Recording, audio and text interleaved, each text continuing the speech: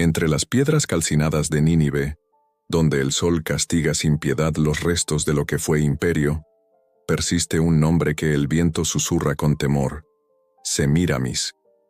Los escribas la dibujaron con tinta envenenada, los sacerdotes la condenaron, en sus plegarias, y el tiempo, ese juez implacable, la sepultó bajo capas de mentira. Su verdad yace fragmentada entre tablillas de arcilla que nadie se atrevió a preservar completas. La primera luz que recibió su rostro fue la misma que iluminaba el Éufrates, cuando Mesopotamia era cuna de dioses y hombres.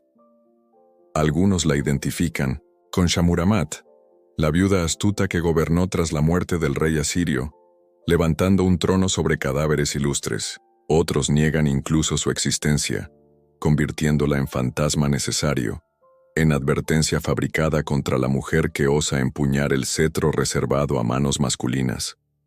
El palacio de Semíramis se alzaba como una montaña artificial de alabastro y cedro, coronando Babilonia. Desde sus ventanas, dicen, contemplaba ejecuciones mientras bebía vino mezclado con granada.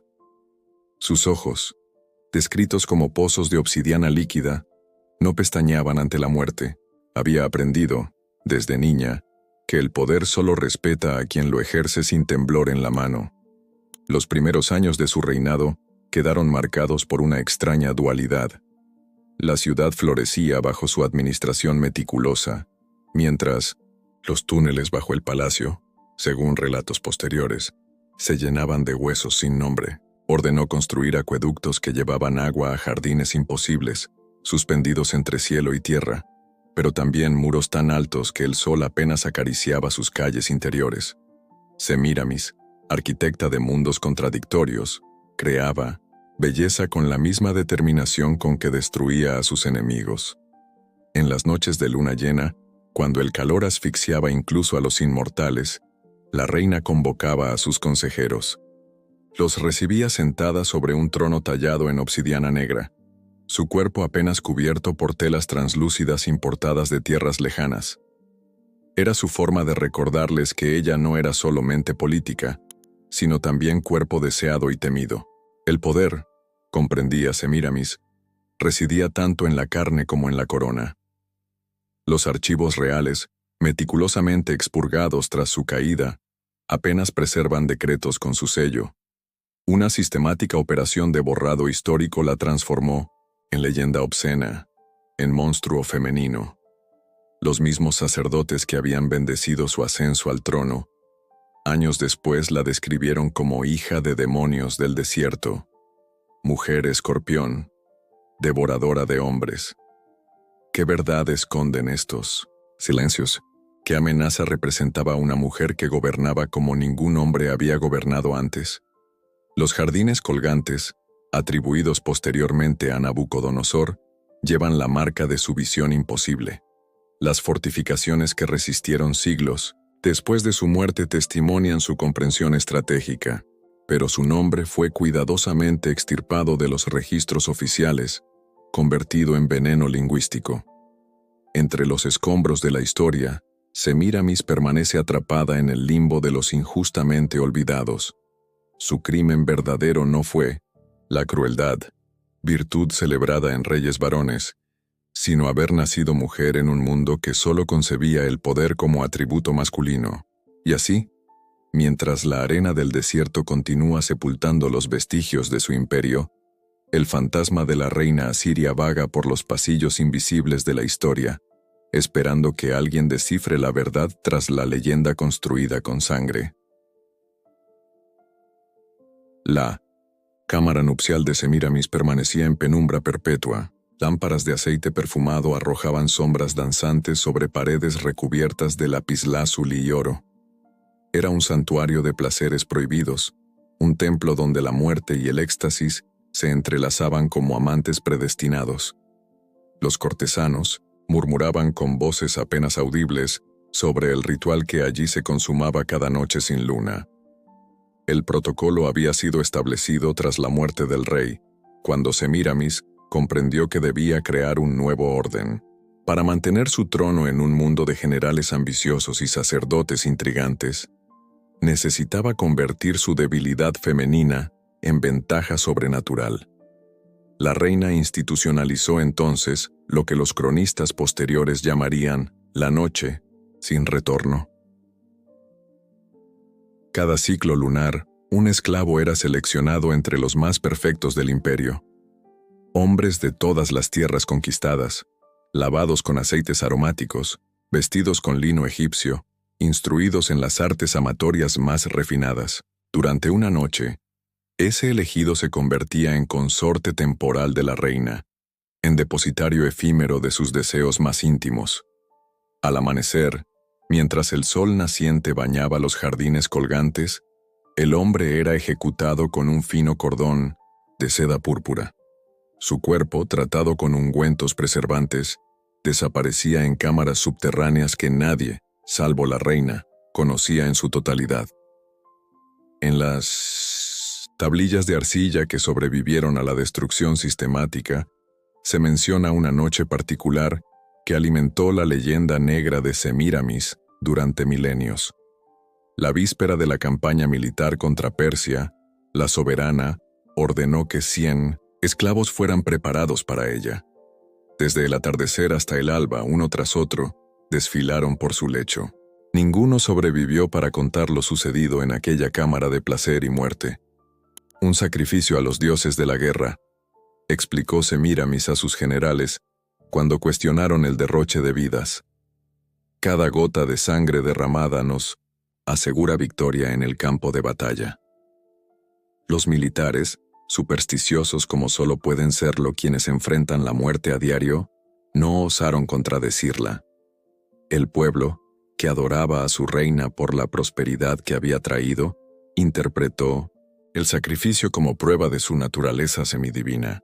Los sacerdotes guardaron silencio, conscientes de que su propia seguridad dependía de no interferir en los designios reales.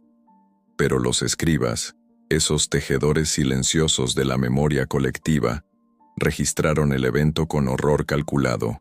En sus relatos, cuidadosamente conservados para la posteridad, transformaron el ritual político en perversión desenfrenada. La estrategia de gobierno se convirtió en ninfomanía sanguinaria, la necesidad militar en depravación femenina.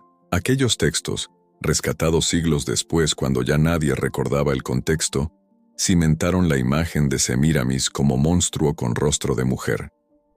Lo que los cronistas omitieron deliberadamente fue el propósito más profundo del sacrificio. Cada uno de aquellos 100 hombres representaba a un noble, cuya lealtad Semíramis cuestionaba. Cada esclavo ejecutado era un mensaje cifrado para las familias poderosas del imperio. La traición tenía precio de sangre. La reina, incapaz de purgar abiertamente a la aristocracia sin provocar una guerra civil, había inventado un método de eliminación simbólica que todos comprendían, pero nadie podía denunciar públicamente. En los frescos que decoraban el 1900 Salón del Trono, Semíramis aparecía representada como Ishtar, la diosa del amor y la guerra. En su mano derecha sostenía una rosa, en la izquierda, una daga. Los artistas habían captado la esencia dual de su reinado, creación y destrucción como caras de una misma moneda. Para preservar la vida del imperio, algunas vidas debían ser cegadas. Para mantener la paz en las calles de Babilonia, la sangre debía fluir en silencio dentro del palacio. La mañana siguiente al sacrificio de los 100, Semíramis encabezó su ejército hacia Persia. Vestida con armadura de escamas doradas, su rostro cubierto por una máscara ritual, cabalgaba como si la noche anterior no hubiera existido. Bajo sus párpados, sin embargo, las imágenes de 100 rostros agonizantes se mezclaban con visiones de futuras conquistas. El poder, había aprendido, se alimentaba tanto de cuerpos sometidos como de territorios anexados. El terror, como instrumento de gobierno, no era invención de Semíramis. Los reyes asirios habían perfeccionado durante generaciones el arte de la crueldad pública. Desollaban prisioneros frente a multitudes, empalaban desertores en las murallas de la ciudad, construían pirámides con cabezas enemigas. La violencia, Masculina se exhibía bajo el sol, legitimada por dioses guerreros y aplaudida por pueblos sedientos de espectáculo. Nadie cuestionaba la necesidad de estos horrores. Eran el cimiento visible del orden imperial. Lo que Semíramis introdujo, transformando para siempre la arquitectura del poder, fue la crueldad íntima como método administrativo. Mientras sus predecesores ejecutaban a miles en campos de batalla, ella eliminaba metódicamente a unos pocos en la penumbra de alcobas perfumadas. Si ellos conquistaban ciudades con ejércitos, ella dominaba voluntades desde su lecho. La sangre derramada en sus aposentos no era menos eficaz que la vertida en los anfiteatros, pero resultaba infinitamente más perturbadora para una sociedad que comprendía la guerra pero temía los misterios de la feminidad. La reina conoce secretos prohibidos, susurraban los cortesanos en los jardines colgantes, mientras observaban a Semíramis alimentar personalmente a sus leopardos con carne fresca. Aprendió en templos olvidados cómo extraer la fuerza vital de los hombres que posee. Estos rumores, inicialmente propagados por la propia Guardia Real para proteger a la soberana, crecieron hasta convertirse en mitología popular. La historia de los 100 esclavos sacrificados en una noche adquirió dimensiones sobrenaturales. Se decía que la reina bebía sangre mezclada con vino para mantener su juventud antinatural, que podía ver el futuro en las vísceras de sus amantes ejecutados, que su cuerpo no envejecía porque absorbía la vitalidad de cada hombre que tocaba. Semíramis, consciente del poder de estas leyendas, las alimentaba con gestos calculados. Aparecía en ceremonias públicas vistiendo túnicas del mismo carmesí que coloreaba sus labios. Mandaba construir fuentes donde el agua teñida con minerales adquiría tonalidades rojizas. Criaba rosas negras en jardines donde solo ella podía entrar. La teatralidad del horror se convertía así en su escudo más efectivo. Nadie se atrevía a conspirar contra una mujer que parecía tener pactos con divinidades oscuras. El verdadero propósito de esta elaborada mitología del miedo era práctico. Semíramis necesitaba compensar la debilidad estructural de su posición. En un sistema diseñado para excluir a las mujeres del poder formal, ella había encontrado en el terror íntimo una herramienta de equilibrio político. Los generales que podrían haberla derrocado estaban paralizados por un miedo irracional a sus poderes ocultos. Los sacerdotes, que normalmente dictaminaban la legitimidad de los gobernantes, temían contradecir a quien parecía poseer conocimientos prohibidos sobre vida y muerte. El sacrificio de los esclavos después del placer cumplía una función adicional. Consolidaba la imagen de la reina como ser intocable. Ningún hombre que la hubiera poseído podía vivir para jactarse de ello. Su cuerpo, receptáculo del poder imperial, permanecía inviolable en la memoria colectiva. Si para los reyes varones la virilidad se demostraba poseyendo múltiples concubinas, para Semíramis la soberanía se afirmaba destruyendo a quienes la habían conocido íntimamente. En los archivos secretos que sobrevivieron a la purga posterior, se conserva un fragmento de lo que podría ser el diario personal de la reina. Escrito en un dialecto reservado para rituales religiosos, contiene una frase reveladora. No es el placer lo que busco en estos cuerpos temporales, sino el recordatorio de que todo poder es efímero. Cada amanecer, cuando ordeno la muerte del hombre que compartió mi lecho, estoy ejecutando simbólicamente a la parte de mí que podría ablandarse, que podría olvidar la naturaleza solitaria del trono. La historia oficial, escrita por hombres incapaces de comprender esta filosofía del poder femenino, redujo su compleja estrategia política a perversión sexual.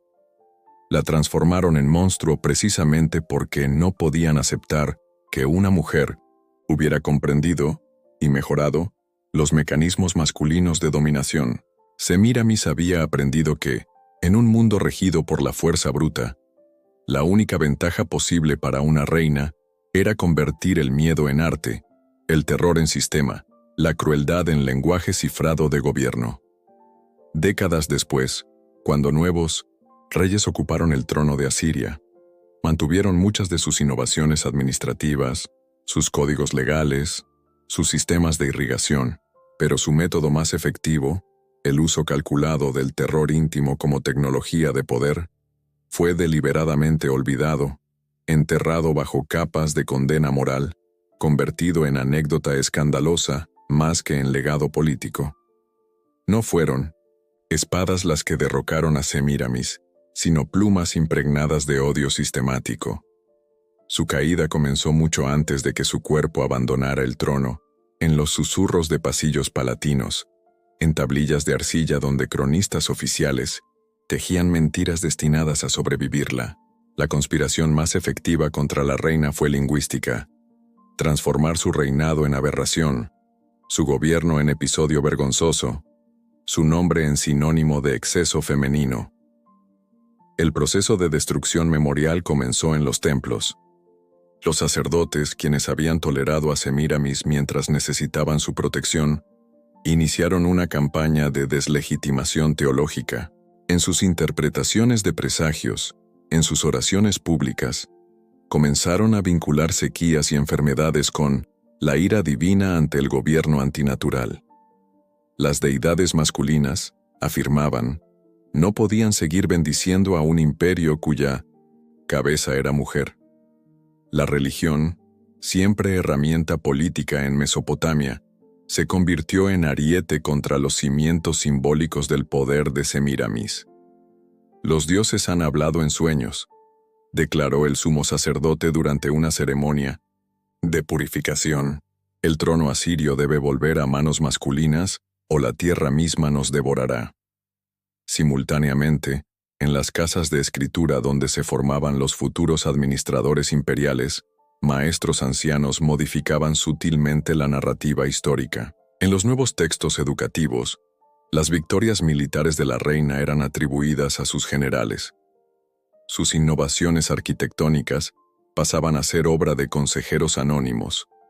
Sus leyes se presentaban como continuación de códigos anteriores. El vaciamiento histórico avanzaba metódicamente, preparando el terreno para un olvido planificado.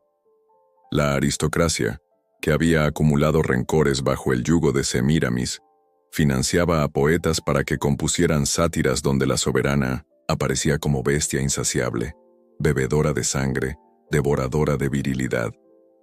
Estos cantos, inicialmente distribuidos en tabernas periféricas, penetraron gradualmente los círculos cortesanos. La risa maliciosa debilitaba lo que las armas no habían podido quebrar: la autoridad intangible de la reina. En los mercados de Babilonia, comerciantes llegados de tierras lejanas difundían historias cada vez más distorsionadas sobre las prácticas nocturnas del palacio. La leyenda de los Nínono, 100 esclavos sacrificados, se transformó en ritual mensual. Los supuestos baños de sangre para preservar la juventud se convirtieron en relatos de infanticidio ritual. El miedo calculado que Semíramis había cultivado como herramienta política se volvía ahora contra ella, amplificado por el odio acumulado durante décadas de gobierno férreo. La reina, aislada en aposentos cada vez más restringidos, percibía la conspiración silenciosa sin poder combatirla eficazmente. Sus espías le informaban sobre nuevos textos difamatorios, sobre sacerdotes que profetizaban su caída, sobre nobles que ya no inclinaban la cabeza a su paso. El poder real, comprendió, demasiado tarde, no residía únicamente en decretos y ejércitos, sino en el control de la narrativa colectiva. Una mañana de invierno, cuando el viento del desierto arrastraba arena rojiza contra las murallas de Babilonia, Semíramis convocó a sus escribas personales. Les ordenó redactar sus memorias, registrar sus conquistas, preservar la verdad de su reinado. Trabajaron durante meses en pergaminos de la mejor calidad, con tintas importadas de Egipto, creando lo que debería haber sido el testimonio definitivo de su legado. Ninguno de aquellos documentos sobrevivió. Tras la muerte de Semíramis, natural o provocada, los registros divergen intencionadamente. El nuevo rey ordenó una purga sistemática. Los archivos reales fueron expurgados, los testimonios directos destruidos, las estelas con su nombre borradas con cinceles, su hijo y sucesor, educado por los mismos sacerdotes que habían conspirado contra ella, permitió este desmontaje memorial sin protestas. La verdadera sentencia contra Semíramis no fue la muerte física, sino la condena al olvido dirigido. Los nuevos cronistas imperiales la mencionaban solo como anomalía histórica, como paréntesis oscuro entre reyes legítimos. Sus jardines colgantes, maravilla reconocida más allá de fronteras, fueron atribuidos retrospectivamente a monarcas posteriores. Sus códigos legales, que habían moderado la brutalidad asiria tradicional, fueron incorporados anónimamente a compilaciones jurídicas masculinas. Décadas después, cuando el recuerdo vivo de la reina se había desvanecido, emergió una nueva versión de Semíramis en textos griegos y persas. La oriental depravada, la reina monstruosa, el ejemplo perfecto de lo que sucede cuando una mujer accede al poder supremo. Esta caricatura, despojada de contexto político y profundidad humana, es la que heredaron los siglos posteriores, la que los filósofos citarían como advertencia, la que los pintores representarían rodeada de cadáveres de amantes, la que las religiones monoteístas adoptarían como símbolo de decadencia pagana. El verdadero triunfo del patriarcado asirio no fue derrocar a Semíramis, sino reescribirla hasta hacerla irreconocible, incluso para quienes buscaran honestamente su huella en la historia. Bajo las lunas sucesivas que han iluminado imperios y repúblicas, el fantasma de Semíramis continúa vagando por los márgenes de la historia oficial. Su verdadero legado no son los jardines colgantes ni las murallas, inexpugnables, sino la persistente inquietud que provoca en quienes detentan poder. La reina asiria personifica el terror primordial del patriarcado. Una mujer que comprendió los mecanismos masculinos del dominio y los ejerció con mayor eficacia que sus creadores. El cuerpo de Semíramis, ese territorio disputado entre la conenena, realidad histórica y la fabulación posterior, se convirtió en campo de batalla simbólico donde se dirimían cuestiones fundamentales sobre la naturaleza del poder. ¿Puede una mujer gobernar sin transformarse en monstruo? ¿Existe una manera femenina de ejercer autoridad que no sea simple imitación de la crueldad masculina? ¿Por qué la historia recuerda con admiración a reyes sanguinarios mientras condena moralmente a reinas que aplicaron idénticos métodos? La leyenda de los 100 esclavos sacrificados en una noche funciona como metáfora perfecta de esta doble moral histórica. Cuando Alejandro Magno ordenó la matanza de miles en Tiro, los cronistas lo justificaron como necesidad militar. Cuando Julio César masacró poblaciones galas, Roma celebró su determinación. Pero los sacrificios estratégicos de Semíramis fueron interpretados como perversión sexual, como prueba de una naturaleza femenina intrínsecamente corrupta cuando accede a posiciones de mando. En los frescos que decoraban templos posteriores, la imagen de Semíramis aparecía sistemáticamente distorsionada. La representaban con garras en lugar de manos, con serpientes emergiendo de su cabello, con pechos desproporcionados que aludían a una sexualidad amenazante. El cuerpo real, instrumentalizado en vida como herramienta política por la propia soberana, continuaba siendo manipulado después de su muerte como advertencia visual contra la ambición femenina. Los filósofos griegos, que nunca pisaron Babilonia pero sentían fascinación por sus leyendas, incorporaron a Semíramis en sus tratados sobre gobierno.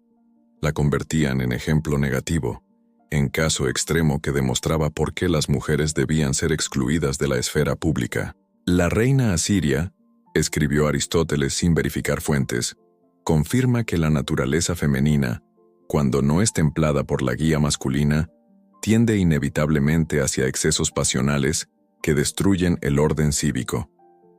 En los bazares del mundo antiguo, mercaderes vendían amuletos que supuestamente protegían contra el mal de Semíramis, una maldición imaginaria que afectaba a hombres casados con mujeres dominantes. En las escuelas donde se formaban futuros gobernantes, preceptores utilizaban su historia distorsionada como lección moral. En las alcobas matrimoniales, esposos amenazaban a mujeres desobedientes con terminar como los amantes de la reina asiria. Lotesa, que estos usos propagandísticos ocultaban era el verdadero crimen de Semíramis. Haber demostrado que el poder no tiene género intrínseco. Que la autoridad, la estrategia, la determinación política no son atributos exclusivamente masculinos. Que una mujer podía comprender los mecanismos del imperio y manejarlos con igual o mayor destreza que cualquier rey. Esta verdad resultaba demasiado amenazante para sociedades construidas sobre la premisa de la inferioridad femenina, por lo que debía ser sepultada bajo capas de mitología misógina. El sarcófago donde reposaron los restos de Semíramis, si es que alguna vez existió tal monumento, ha desaparecido sin dejar rastro. Arqueólogos modernos buscan en vano evidencias materiales de su existencia histórica, mientras su fantasma continúa inspirando óperas, poemas, novelas, donde invariablemente aparece como seductora letal, como reina sangrienta, como belleza maldita. El patriarcado, incapaz de borrarla completamente, optó por convertirla en caricatura, en personaje unidimensional cuya complejidad política quedó reducida a apetitos carnales desmedidos. Semíramis representa así el arquetipo de todas las mujeres poderosas que la historia ha transformado en monstruos, las reinas decapitadas, las brujas quemadas, las líderes calumniadas, las intelectuales silenciadas. Todas ellas, de algún modo, son herederas de la soberana asiria que osó gobernar con métodos masculinos, y fue castigada con el olvido selectivo, con la distorsión sistemática, con la reducción de su legado político a anécdota obscena. En 1900, los palacios contemporáneos donde se ejerce el poder, en los parlamentos modernos donde se debaten leyes, en las corporaciones globales donde se toman decisiones que afectan a millones, el fantasma de Semíramis continúa manifestándose cada vez que una mujer alcanza posiciones tradicionalmente reservadas a hombres. Los mismos mecanismos de deslegitimación simbólica persisten. La hipersexualización, la acusación de crueldad excesiva, la insinuación de inestabilidad emocional, la reducción de complejas estrategias políticas a caprichos personales. Los 100 esclavos que, según la leyenda, murieron en una sola noche de placer y terror, se han multiplicado hasta convertirse en legión de fantasmas que acompañan a cualquier mujer con ambiciones de poder. Son las sombras proyectadas por una historia escrita por vencedores, los ecos de una condena que trasciende siglos y culturas. Semíramis, reinventada como monstruo para justificar el miedo masculino al poder femenino, permanece sepultada bajo las ruinas de imperios desaparecidos. Y sin embargo, entre los escombros de la historia oficial, entre líneas de textos que pretendían difamarla, persiste la huella tenue de una verdad incómoda. Durante el reinado de aquella a quien llamaron devoradora de hombres, los graneros de Babilonia rebosaban, las leyes se aplicaban con ecuanimidad desconocida, los acueductos llevaban agua hasta el último rincón del imperio. La paradoja final de Semíramis es que, incluso reducida a mito sangriento, su gobierno efectivo contradice silenciosamente la narrativa que pretendía borrarla.